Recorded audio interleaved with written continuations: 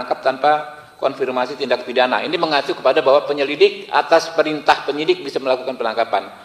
Sebetulnya pengaturannya begini, ya.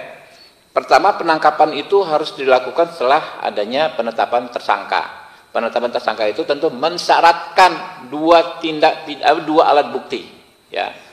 Lalu penahanan itu, ya, syaratnya ini jauh lebih berat, ya, jauh lebih objektif dibandingkan dengan apa yang diatur di KUHP Orde Baru, ya.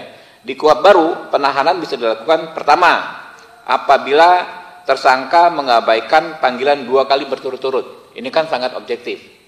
Panggil sekali nggak datang, 2 kali nggak datang, jelas faktanya. Yang kedua, apabila tersangka memberikan informasi tidak sesuai fakta. Ini kan gampang di cross checknya, gitu loh. Ketiga, apabila tersangka menghambat proses pemeriksaan, ya. Keempat, kalau menghambat proses pemeriksaan ini kan jelas sebuah tindak pidana, namanya obstruction of justice, ya. Keempat, apabila tersangka berupaya melarikan diri, melakukan ulang tindak pidana, ya, menghilangkan alat bukti dan terancam keselamatannya, atau yang terakhir, tersangka mempengaruhi saksi untuk berbohong. Ini juga kan termasuk dalam obstruction of justice yang memang merupakan tindak pidana. Jadi, ya, kalau di KUHP Orde Baru, orang itu bisa ditahan hanya dengan 3 kekhawatiran. 1, khawatir melarikan diri, khawatir menghilangkan alat bukti, khawatir mengulangi tindak pidana, yang pemenuhannya unsur yang subjektivitasnya hanya ada pada penyidik. Nah, kalau yang di KUHP Baru ini sangat objektif, sangat bisa dinilai, gitu loh. Jadi teman-teman, ya, kami sih terus berdoa sampai sekarang, ya.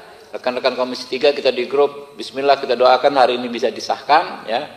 Semoga nanti benar-benar bisa disahkan KUHP Baru, menggantikan KUHP Orde Baru, ya. Jadi aneh kalau ini bilangnya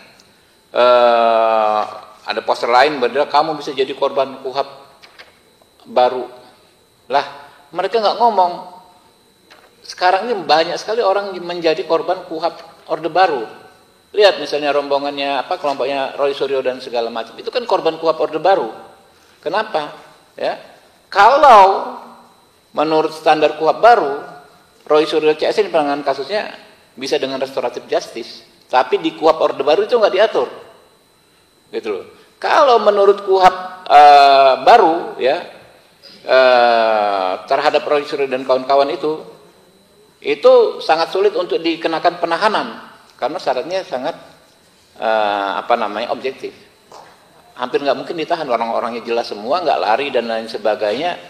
Tapi kalau menurut KUHP Orde Baru, ada peluang dia ditahan sewenang-wenang. Pak Roy Suryo dan kawan-kawan ini. Jadi yang darurat itu adalah bagaimana kita mencabut KUHP Orde Baru. Yang emergensi panggilan darurat itu bagaimana segera menghentikan KUHP Orde Baru. Sudah terlalu banyak korban KUHP Orde Baru ini, ya. Mulai dulu kemarin Pak Egy Sujana dan lain sebagainya, itu kan korban KUHP Orde Baru. Ya, kita terus ikhtiar, ya teman-teman, agar memang nanti bisa segera disahkan. Mungkin ada 3 pertanyaan aja, ya. Bentar lagi 10 menit lagi kita mulai misalnya. Ya.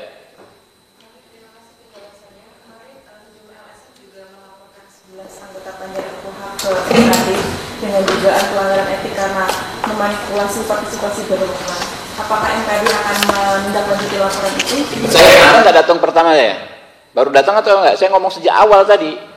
Ya, yang tidak ada pencatutan udah saya sampaikan. Ya, itu aja jawabannya. Oh enggak, kalau saya, ya, itu laporannya mengada-ngada, ya. Orang jelas kok nggak ada pencatutan, apanya memanipulasinya. Kami justru mengakomodir aspirasi mereka dan 100%, ya, 99% mungkin isi KUHP Baru ini adalah aspirasi dari masyarakat sipil, ya. Oke?